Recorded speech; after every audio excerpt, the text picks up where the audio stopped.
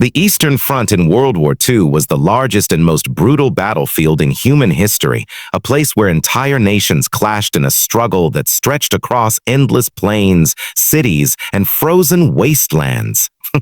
It began in June 1941, when Hitler launched Operation Barbarossa, the largest invasion ever mounted, with millions of German soldiers pouring into Soviet territory.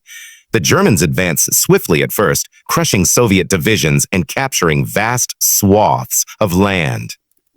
Cities like Minsk, Smolensk, and Kiev fell under the storm of blitzkrieg, and millions of Soviet soldiers were taken prisoner in massive encirclements. Yet the vastness of Russia and the resilience of its people slowed the German momentum.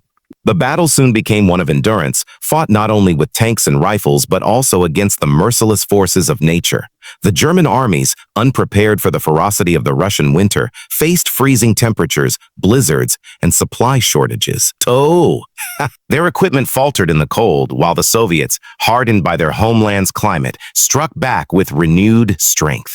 Moscow became the first great stand, where Soviet forces, supported by fresh reserves from the east, halted the German advance at the gates of the capital in late 1941. It was a turning point that proved Hitler's lightning war could be stopped. In the following years, the struggle intensified. Stalingrad emerged as the defining symbol of the Eastern Front savagery. From the summer of 1942 to February 1943, the city became a furnace of destruction where entire streets turned into killing grounds. German troops fought desperately to seize the city on the Volga, while Soviet defenders clung to every ruin and every factory. The battle descended into close-quarter combat, often fought room by room with grenades and bayonets. As winter returned, the Red Army encircled the German Sixth Army, trapping them in the ruins of Stalingrad. Cut off from supplies and weakened by hunger and frost, the once proud German forces surrendered in early 1943. It was a catastrophe for Hitler and a turning of the tide for the war. But the fighting did not end there. The Kursk battle in 1943 became the largest tank clash in history, where thousands of armored machines roared across the fields in a desperate struggle for dominance. Despite Germany's attempt to regain initiative, the Soviets stood firm and launched their own offensive. From then onward, the Red Army pushed westward, regaining lost territory village by village, city by city. The relentless advance drove the Germans back through Ukraine, Belarus, and into Poland, leaving behind a landscape of devastation and millions of dead. The Eastern Front was not only a clash of armies, but also a war of annihilation. Civilians endured unspeakable horrors caught between two ruthless regimes. Entire towns were burned, populations starved, and atrocities committed on a scale the world had rarely seen. The toll was staggering. Tens of millions of lives lost, countless more scarred by hunger, violence, and displacement. By 1945, the Red Army surged into Germany itself, exacting vengeance for the years of suffering. The road to Berlin was paved with rivers of blood as Soviet soldiers fought street by street until the Reichstag fell and Hitler's empire collapsed. The war in the East ended in victory for the Soviets, but at a cost so immense it reshaped the very soul of Europe. The Eastern Front had consumed more lives than any other theater of the war, leaving behind a scar that history can never erase. Operation Barbarossa was the largest invasion ever attempted in human history, and it marked the beginning of the deadliest theater of World War II. Launched on June 22, 1941, it was Hitler's bid to crush the Soviet Union in a lightning campaign. The German High Command threw everything they had into the operation, nearly 3 million soldiers, supported by thousands of tanks, artillery pieces, and aircraft, spread across a front that stretched over 1,800 miles. It was an assault of unimaginable scale, designed to destroy the Red Army in a matter of weeks and seize the Soviet Union's vast resources. Hitler believed the campaign would be quick and decisive, expecting the Soviet state to collapse under the weight of German might. But what began as a rapid onslaught soon became a grueling war of annihilation that would drain Germany's strength and ultimately decide the fate of the war. At the heart of Barbarossa was the Blitzkrieg Doctrine, the lightning war that had overwhelmed Poland and France. German armored divisions spearheaded the advance, striking deep into Soviet territory while the Luftwaffe attacked from above. The strategy was to encircle Soviet armies before they could regroup, cutting them off from supply lines and annihilating them in pockets. In the first weeks of the invasion, this approach seemed unstoppable. The German forces surged forward, capturing Minsk and Smolensk and encircling hundreds of thousands of Soviet soldiers. The scale of Soviet losses was staggering. Entire armies disintegrated, with prisoners numbering in the millions. The Luftwaffe destroyed much of the Soviet Air Force on the ground in the opening days, leaving the skies dominated by German planes. The advance was so swift and devastating that many in Berlin believed victory was already at hand. But beneath the surface of these successes lay cracks that would widen with time. The vastness of Soviet territory stretched German logistics to their limits. Supply lines grew longer by the day, and the deeper the Wehrmacht pushed into Russia, the more difficult it became to feed, fuel, and arm its divisions. Roads turned to mud in the summer rains, slowing the armored spearheads, while railways had to be rebuilt to match German gauges. The Soviet Union, though battered, was far from finished. New armies were being raised, factories were being moved east beyond the Ural Mountains, and Stalin's government called on the population to fight to the death. Barbarossa was not only a military operation, but also an ideological war. Hitler's orders made clear that this was a campaign of conquest and extermination. The German leadership saw the Soviet Union as a land to be colonized, its people to be enslaved or destroyed. Civilians were massacred, villages burned, and political officers executed without mercy. The brutality of the invasion fueled Soviet resistance, turning the struggle into something far more than a conventional war. For many on the Soviet side, it became a fight for survival, a defense of their very existence. By late summer, the German advance had slowed, but not stopped. Hitler shifted his focus southward to capture Ukraine's fertile lands and its vital industrial resources. The Battle of Kiev in September 1941 produced another massive encirclement, with over 600,000 Soviet soldiers captured. It was one of the greatest military disasters ever inflicted upon an army, yet the Soviets still refused to break. New divisions kept appearing, thrown into the fight with little preparation, but with immense determination. The Germans, meanwhile, were beginning to realize that their expectations of a short campaign were crumbling. As autumn gave way to winter, the consequences of launching Barbarossa became clear. The Germans had advanced deep into Soviet territory, but they had failed to achieve their primary objective, the destruction of the Red Army and the collapse of the Soviet state. Instead, they found themselves fighting an enemy that refused to surrender on a battlefield so vast that their victories seemed to vanish into the endless steppe. The invasion that was supposed to end in weeks had already stretched into months, and the bitter Russian winter was approaching. Operation Barbarossa was more than just an invasion. It was the beginning of the most destructive front in history. It unleashed a chain of battles that would dwarf anything Europe had ever seen, battles where millions would die and entire cities would be reduced to rubble. In its opening months, Barbarossa showcased both the power of the German war machine and the resilience of the Soviet state. It was a gamble that Hitler could not afford to lose, and in the end, it set the stage for Germany's downfall. The winter of 1941 marked a turning point on the Eastern Front, when the German advance, which had cut so deeply into Soviet territory, was finally halted at the gates of Moscow. Operation Barbarossa had been conceived as a lightning war, expected to destroy the Soviet Union in a matter of months. Yet by December, instead of celebrating victory, German soldiers found themselves locked in a battle for survival against not only the Red Army, but also the relentless Russian winter. The failure to capture Moscow shattered Hitler's dream of a swift campaign and set the stage for a drawn-out war of attrition that Germany could not win. The push toward Moscow, codenamed Operation Typhoon, began in October 1941. After months of brutal fighting across Ukraine, Belarus, and the Smolensk region, Hitler turned his attention to the Soviet capital. Moscow was more than a city. It was the heart of Soviet political and military command, the hub of railways and communications, and a powerful symbol of resistance. German planners believed that if Moscow fell, the Soviet Union would collapse. To achieve this, they massed over 1 million troops, supported by thousands of tanks and aircraft, aiming to smash through Soviet defenses and encircle the capital. At first, the offensive went as planned. German armored divisions punched through Soviet lines, and by late October, they had created massive encirclements at Vyazma and Bryansk, capturing hundreds of thousands of Red Army soldiers. The road to Moscow seemed open. But the victory came at a cost. German troops had already been fighting for months, and supplies were running dangerously low. Vehicles broke down from overuse, fuel was scarce, and soldiers marched on dwindling rations. The deeper they advanced, the more strained their supply lines became. The Soviet Union's vast distances worked against them, slowing the once unstoppable blitzkrieg. Nature itself became an enemy. In late October, the autumn rains began. The Russian Rasputitsa, the season of mud, turned roads into swamps.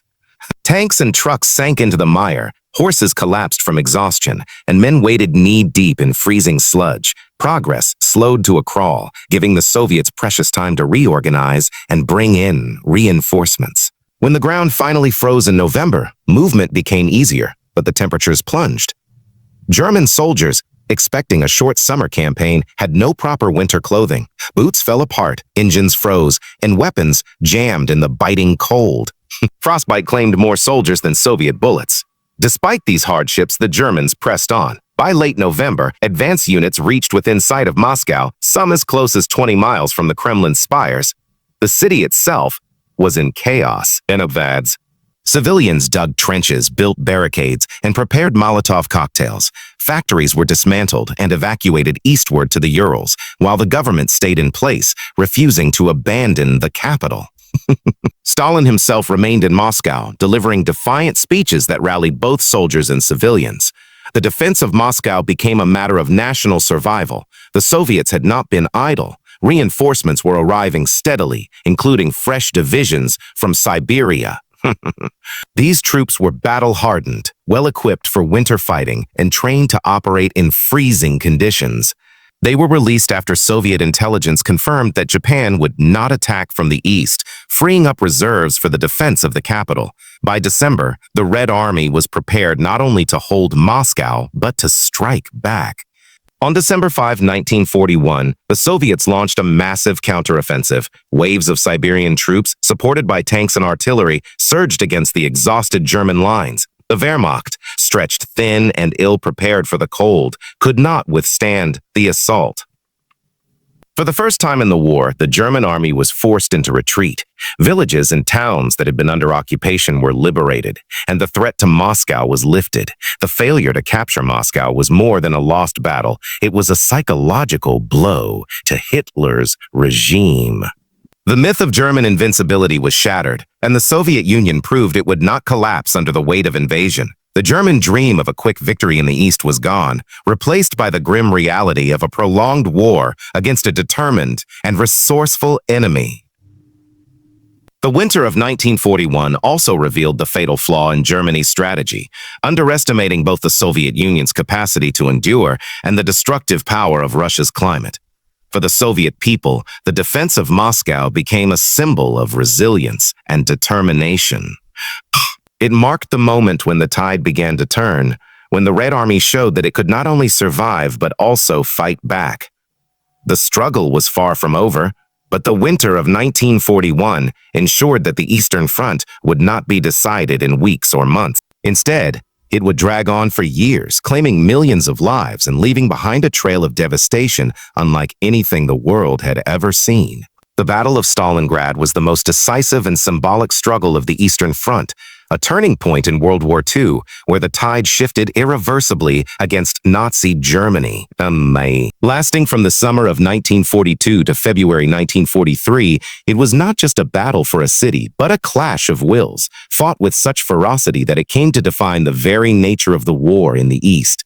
Total destruction, unimaginable suffering, and unrelenting determination. For Hitler, Stalingrad represented a chance to strike at the Soviet Union's industrial capacity and morale. For Stalin, it was a city that bore his name, a symbol that could not be allowed to fall. The confrontation that unfolded would become one of the bloodiest in history, with over 2 million soldiers and civilians killed, wounded, or captured. Germany's push toward Stalingrad was part of Hitler's 1942 summer offensive, codenamed Operation WWII. After failing to take Moscow the previous winter, Hitler shifted his focus southward, aiming to capture the oil-rich Caucasus and cut the Soviet Union's supply lines. Stalingrad, located on the western bank of the Volga River, was both strategically and symbolically vital. Controlling it would secure Germany's northern flank and cut Soviet access to the river, a key transportation route. Confident in their superiority, German forces, spearheaded by the Sixth Army under General Friedrich Paulus, advanced into the region during the summer of 1942, smashing through Soviet defenses and pushing relentlessly toward the city. By late August, the Germans reached Stalingrad, and the Luftwaffe unleashed a devastating bombing campaign. Entire districts were reduced to rubble, fires raged uncontrollably, and thousands of civilians were killed. Yet, paradoxically, the destruction made the city a defender's paradise. Rubble-strewn streets, collapsed buildings, and industrial ruins created a labyrinth where tanks struggled to maneuver, and infantry had to fight house by house. The Germans had expected to storm the city quickly, but instead, they found themselves locked in a brutal urban war unlike anything they had faced before. The Soviets fought with unparalleled tenacity. Stalin issued his famous order, not one step back. Retreat was forbidden, and Soviet soldiers were expected to hold every position, no matter the cost. Units were often reduced to handfuls of men clinging to ruins, fighting over factories, train stations, and even individual rooms. Landmarks like the Red October steel plant, the tractor factory, and Pavlov's house became epic symbols of resistance, where defenders held out against relentless assaults. Combat was fought at point-blank range, with grenades, knives, and bayonets. The Germans called it Rattenkrieg, unimaginable war, because the fighting was so close and constant as if soldiers were trapped in a maze with no escape. Despite their ferocity, the Germans could not completely seize the city. The Soviets maintained a foothold on the Volga's east bank, supplied by barges that braved constant bombardment. Across the river, the Red Army massed reinforcements. Unknown to the Germans, Soviet commanders, led by Marshal Georgy Zhukov, were preparing a massive counteroffensive. By November 1942, the Germans were overextended, their flanks held by weaker Romanian, Hungarian, and Italian allies. On November 19, the Soviets struck. In Operation Uranus, two massive pincers slammed into the Axis flanks north and south of Stalingrad. Within days, they had encircled the entire German Sixth Army inside the city. Over 300,000 Axis troops were trapped in a frozen hell, cut off from supplies and surrounded by an enemy growing stronger by the day. Hitler forbade Paulus from breaking out, promising that the Luftwaffe would resupply the pocket. But the airlift was a failure, delivering only a fraction of what was needed. Starvation, frostbite, and constant Soviet attacks ground down the encircled army. Through December and January, the situation deteriorated further. Soldiers froze to death in trenches, ammunition ran out, and food was reduced to horse meat, bread made from sawdust, and even cases of cannibalism. By late January 1943, the Sixth Army was disintegrating. Paulus, promoted to field marshal in a desperate bid by Hitler to ensure he would not surrender, capitulated on February 2. The once mighty German force was annihilated, with over 90,000 taken prisoner, most of whom would never return from Soviet captivity. The defeat at Stalingrad was catastrophic for Germany. It shattered the myth of invincibility, drained resources, and broke morale across the Axis. For the Soviet Union, it was a moment of triumph, proving that they could not only resist, but also destroy entire enemy armies. The battle cost both sides dearly, over 1 million Soviet casualties and immense destruction, but it marked the beginning of a relentless Soviet advance westward that would eventually reach Berlin. Stalingrad was more than a military victory. It was a psychological and symbolic triumph. It showed the world that Nazi Germany could be beaten, and it gave the Soviet people hope that the tide was turning. The ruins of the city stood as a testament to the endurance of its defenders and the brutality of total war. In its ashes, the course of World War II changed forever. The Battle of Kursk in July 1943 was the largest tank battle in history and one of the most decisive engagements of the Second World War. It was the last great German offensive on the Eastern Front, an attempt to regain the initiative after the devastating defeat at Stalingrad. Hitler hoped that a crushing victory at Kursk would restore confidence, weaken Soviet strength, and perhaps even force Stalin to negotiate. Instead, the battle ended in disaster for Germany, confirming that the momentum of the war had shifted irreversibly to the Soviet Union. What unfolded in the rolling fields of central Russia was a clash of armor, firepower, and endurance that would determine the future of the Eastern Front. The German plan, codenamed Operation Citadel, was to strike at the Kursk salient, a bulge in the Soviet front line created during earlier fighting. The salient stretched over 150 miles wide and 100 miles deep, with the city of Kursk at its center. To carry out this offensive, Hitler assembled a formidable force, nearly 800,000 men, 3,000 tanks and assault guns, and 2,000 aircraft. Among them were the new Tiger and Panther tanks, heavily armed and armored machines meant to overwhelm Soviet defenses. But the Germans had underestimated the Soviets. Soviet intelligence, aided by partisan activity and even information from the Western Allies, had learned of the German plan well in advance. Stalin and his commanders, including Marshal Georgy Zhukov, decided not to strike first but to prepare the defenses in depth. Over months, the Red Army constructed an elaborate network of trenches, bunkers, minefields, and anti-tank obstacles across the salient. They laid nearly 500,000 mines and positioned thousands of anti-tank guns. Behind these defenses, they massed their own armored reserves, over 1,000,000 men, 5,000 tanks, and 2,400 aircraft, ready to counterattack when the Germans were exhausted. Kursk would not be another Stalingrad, fought amidst ruins, but a deliberate trap set in open country. The German assault began on July 4, 1943. The northern and southern pincers drove forward, supported by waves of aircraft and artillery barrages. At first, the Germans made progress, pushing into the Soviet lines and inflicting heavy casualties. In the south, near the town of Prokhorovka, some of the fiercest fighting erupted as German panzer divisions clashed with Soviet tank armies. It was here, on July 12, that the largest tank engagement in history took place. Over 1,200 tanks and self-propelled guns fought in close quarters, their guns roaring, engines roaring, and steel grinding against steel. The battle was chaotic, fought at such close range that visibility was often clouded by smoke, dust, and fire. Despite the power of the new German tanks, they were plagued with mechanical problems and often bogged down in minefields or disabled by Soviet artillery. The Soviet T-34, less advanced but more reliable and produced in overwhelming numbers, swarmed the battlefield. Soviet commanders willingly threw their forces into head-on assaults, knowing that attrition favored them. At Prokhorovka, the Soviets absorbed horrific losses but halted the German advance. The momentum of the battle shifted. As the days dragged on, German progress slowed to a crawl. Every mile gained was bought at a staggering cost in men and machines. The Soviets, by contrast, still held large reserves in the rear. When Stalin finally unleashed his counteroffensives, Operations Kutuzov in the north and Rumiantsev in the south, the exhausted German forces were driven back. The carefully planned encirclement at Kursk never materialized. Instead, it was the Germans who found themselves retreating. The failure at Kursk had profound consequences. It marked the last time Germany would mount a strategic offensive in the east.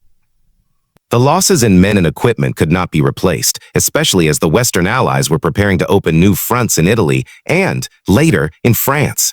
For the Soviets, Kursk was a vindication of their new strategy and their growing industrial power.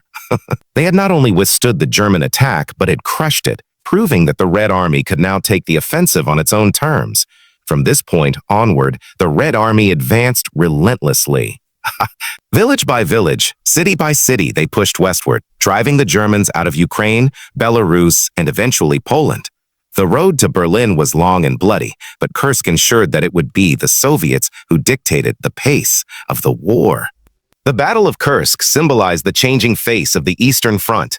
Gone was the myth of German invincibility, replaced by the reality of Soviet strength and determination. It was a battle of tanks, but also of strategy, preparation, and endurance. Above all, it confirmed that the balance of power had shifted forever. After Kursk, the Germans would never again seize the initiative in the east. The road to Berlin was the final act of the Eastern Front, a relentless Soviet advance that began after the turning points of Stalingrad and Kursk and ended with the fall of Hitler's Reich in May 1945. It was not a single battle, but a vast campaign that stretched across years and thousands of miles. Through ruined cities, burned villages, and devastated landscapes, the Red Army, once reeling from the onslaught of Operation Barbarossa, had transformed into a war machine of overwhelming power. Supported by immense manpower, industrial production, and the will to avenge the suffering of their people, the Soviets pushed westward, breaking the German army piece by piece until they stood at the gates of Berlin itself.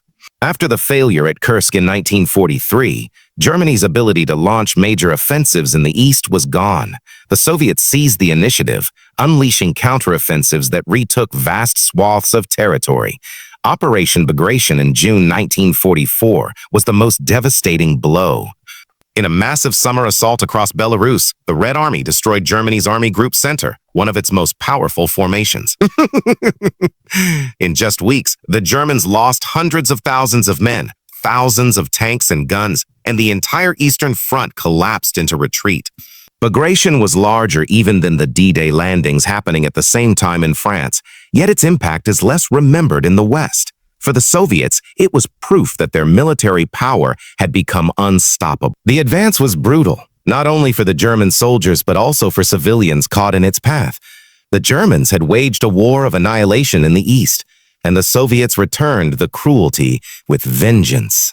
Entire villages were destroyed in the fighting, cities were left in ruins, and civilians often paid the heaviest price. As the Red Army crossed into Poland and East Prussia, the war grew even bloodier. The Germans defended fiercely, knowing that Soviet victory would mean the end of their homeland. Yet despite desperate counterattacks, they could not stem the tide. By early 1945, the Soviets stood on the Oder River, just 40 miles from Berlin. The Reich was collapsing on all sides. In the West, American, British, and French forces had crossed the Rhine and were driving into Germany. In the East, the Red Army prepared for the final blow. Stalin massed an enormous force for the assault on Berlin, over 2.5 million men, 6,000 tanks, and 40,000 artillery pieces. The German defenders, made up of exhausted Wehrmacht divisions, remnants of SS units, Hitler Youth, and old men from the Volkssturm militia, could muster barely a fraction of that. Yet Hitler insisted on defending Berlin to the last man, turning the capital into a fortress. The final offensive began on April 16, 1945. The Soviets launched a massive artillery barrage along the Oder, so intense that it was said the ground shook like an earthquake. Soviet soldiers advanced under heavy fire, clashing with German forces entrenched on the Selo Heights, the last major line of defense before Berlin. For days, the battle raged with horrific casualties on both sides. Finally, the Soviets broke through, and the road to Berlin lay open. Once inside the city, the fighting became savage. Streets turned into battlefields with tanks maneuvering between burning buildings and infantry fighting from house to house. German resistance was fanatical, but hopeless. Civilians cowered in basements as artillery shells rained down and entire neighborhoods were reduced to rubble. The Red Army closed in relentlessly, tightening the noose around the city center. In the final days of April, Soviet troops stormed the Reichstag, the symbolic heart of Nazi power. After bitter fighting inside its halls, they raised the red flag atop the building, a moment that came to symbolize the Soviet victory. On April 30, Hitler committed suicide in his bunker as Soviet forces closed in. Within days, the German defenders surrendered, and on May 2, Berlin fell. A week later, Germany signed an unconditional surrender, and the war in Europe was over. The cost of reaching Berlin was immense. The Soviets suffered over 80,000 dead in the final battle alone, with hundreds of thousands more wounded. The Germans lost even more, both soldiers and civilians, as their capital was consumed by fire and ruin.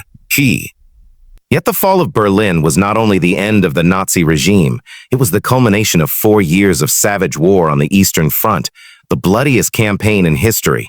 For the Soviet Union, the capture of Berlin was both vengeance and triumph. It avenged the horrors of Barbarossa, the starvation of Leningrad, the ruins of Stalingrad, and the countless atrocities committed across their land. It also cemented the Soviet Union as a superpower, one of the victors who would shape the post-war world. For Germany, it was the end of Hitler's dreams of empire, leaving behind only ruins, death, and the shame of defeat. The road to Berlin was paved with unimaginable sacrifice, but it brought the Eastern Front to its final conclusion. What began in June 1941 with the thunder of Operation Barbarossa ended in May 1945 with the raising of the red flag over the Reichstag, a symbol that the greatest and deadliest theater of war the world had ever known had finally reached its bloody end. The Eastern Front was not simply a battlefield. It was a vast graveyard where millions perished and empires shattered. From the thunder of Barbarossa to the frozen stand at Moscow, from the ruins of Stalingrad to the steel clash at Kursk, and finally to the red flag rising over Berlin, it was a struggle fought with a ferocity the world had never seen. It drained Germany of its strength, forged the Soviet Union into a superpower, and reshaped the destiny of Europe. The cost was almost beyond comprehension, yet it was on this front that the war's outcome was truly decided. In the ashes of cities and the blood-soaked soil of endless plains, history was written with fire and sacrifice, leaving scars that still echo to this day.